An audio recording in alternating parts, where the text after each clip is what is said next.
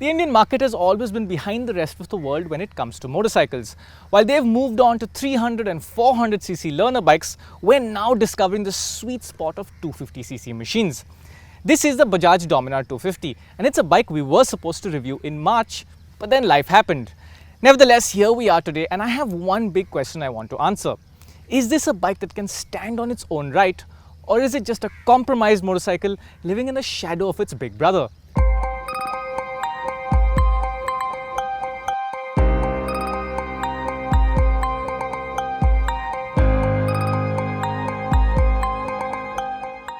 In reality though, the Dominar 250 is more a photocopy of the 400 than a shadow. From a distance, the only way you would be able to tell them apart is this handsome shade of red that is exclusive to the 250 for now. And that's because all the important ingredients like the upside down fork, the powerful full LED headlamp, and even the lovely mirrors carry forward to the smaller model. But when you get closer, you'll see that there are some differences. For example, the split digital display is from the original Dominar 400, so you don't get things like the gear position indicator and trip computer that came out in the 2019 model. The really eagle-eyed amongst you will also notice that the upside-down fork has been slimmed down to 37mm from the original 43mm, but it still looks good on the bike. The only things that look a little out of place are the slimmer tires, which are sized like the Pulsar NS200 and RS200, but these do get a new compound which is slightly softer. Overall, the front doesn't look bad, but the rear certainly comes across as a little too skinny. On the upside, the slimmer fork and tires have actually resulted in a bike that feels a little more agile and easy on its feet than the Dominar 400. Nevertheless, at 180 kilos, this is still the heaviest bike in the 250cc segment.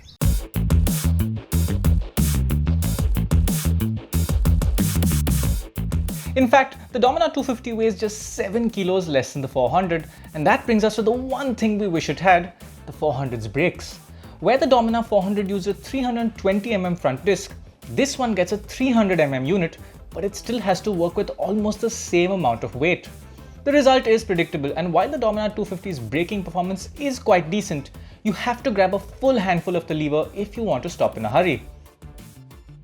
But when you do have to make an emergency stop, you'll be relieved to see that Bajaj hasn't cheaped out with the ABS, and the smaller Dominar gets a proper dual channel setup. As for the chassis, the Dominar 250 uses the same perimeter frame as the 400 with the same steering rake angle. The wheelbase is identical as well, but because the Dominar 250 makes considerably less power, Bajaj could use a new swing arm with a smaller cross section, and that's helped them to shave off a little weight and save a little cost. What you get is a bike that handles in a very similar fashion to the Dominar 400, and that's really not a bad thing.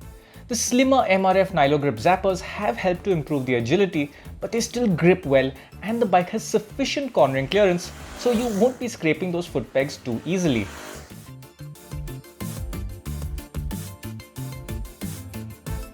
Nevertheless, while the Dominar 250 is perfectly capable of going through a set of corners at decent speed, its real specialty lies in a different area, and that's comfort.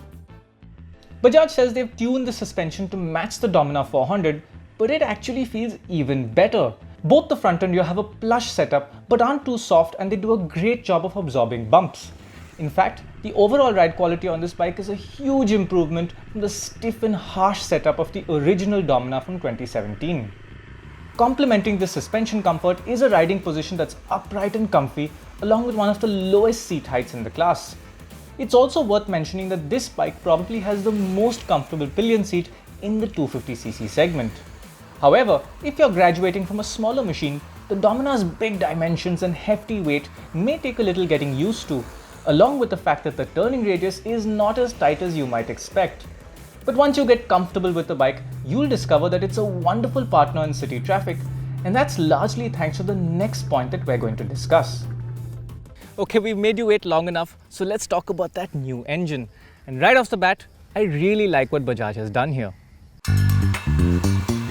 Bajaj has taken a similar route here to what they did with the NS200 and Dominar 400 engines. Start with a KTM engine, which in this case is the motor from the 250 Duke, and then thoroughly rework it. The Bajaj version of this engine shares the same basic dimensions as the KTM, but it gets a completely different head with revised cams and timing, as well as a lower compression ratio. Bajaj has made all these changes with the intent of improving the low and mid-range performance, but it's nice to see that they retain the KTM's liquid cooling and double overhead camshaft layout. Interestingly, packaging challenges meant that this time around the company had to settle with just 2 spark plugs instead of 3, and there's no triple spark system here. The result of all these changes is a 3 horsepower drop from the KTM motor, which does sound disappointing, but it's worth remembering that the Bajaj engine makes its power and torque at lower RPMs. Nevertheless, the Dominar 250 makes a great first impression because this is a very nice sounding engine. The exhaust sings a deep and raspy note once you get going, and that makes the performance all the more enjoyable. I'd describe the performance as more than adequate, and because the first 4 gears are quite short, the Dominar is very flexible in traffic and you don't need to change gears that often. At relaxed city speeds, the Dominar 250 is very flexible and it doesn't get very hot. But despite Bajaj's efforts, this engine cannot fully shake its racy roots, and the meat of the performance lies upwards of 6000 RPM. If you want to make quick progress, you need to rev the engine out, and that's when you'll discover that some vibrations do creep in at about 8000 RPM and they get a little stronger near the red line. But the Dominar 250 is geared in such a way that you won't spend too much time at the top of the rev limit. Bajaj has stuck with the same gearing as the 250 Duke, and while the first few gears feel quite short, 5th and 6th gears are noticeably taller. This means that the bike can be flexible at city speeds, but can also comfortably cruise at about 100 to 110 kph, and can even get to about 125 without the engine feeling overly stressed. That being said, a side effect of this gearing setup is that you will need to make downshifts for quick overtakes on the highway, but in most scenarios, the performance on offer is quite effortless.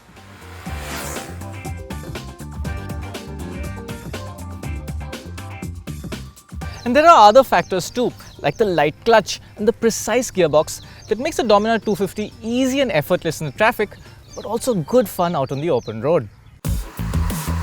Fuel efficiency isn't bad either, and the Dominar returns some pretty respectable figures in our city and highway tests.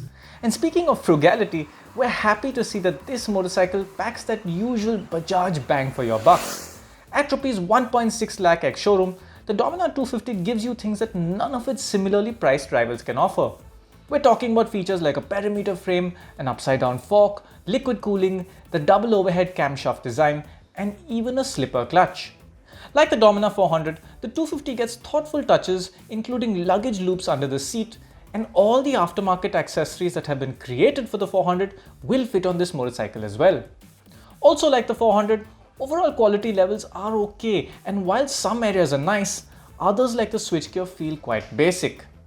That being said, a big point to consider is that while the Dominar 250 is priced at Rs 3,400 less than the Suzuki Gixxer 250, which is its nearest rival, it happens to cost a full 35,000 rupees less than the Dominar 400 and 45,000 rupees less than the KTM Duke 250. That's good value for your money, no matter which way you look at it. Bajaj likes to call this motorcycle a sports tourer, but if you were to ask me, this is just a great all-rounder. Yes, there are motorcycles in the segment that are sportier and more fun to ride, but there's nothing that gives you this combination of effortless performance, comfort, practicality, and great value for money. So to answer my question at the start of this video, no, this is not a compromise motorcycle, and it is in fact a very well executed package, one that I've enjoyed riding over the last few days.